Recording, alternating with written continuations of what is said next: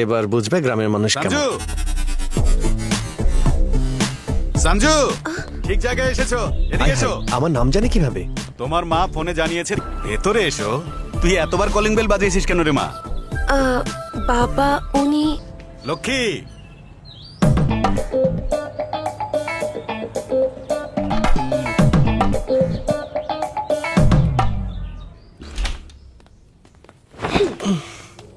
এই সঞ্জু, এদিকে এসো। ও না আবার তোর প্রেমে পড়ে যায়, সেদিকে খেয়াল রাখিস। মা এমন কিছুই হবে না, প্রমিস আমি খেয়াল রাখবো। তুমি টেনশন করো না।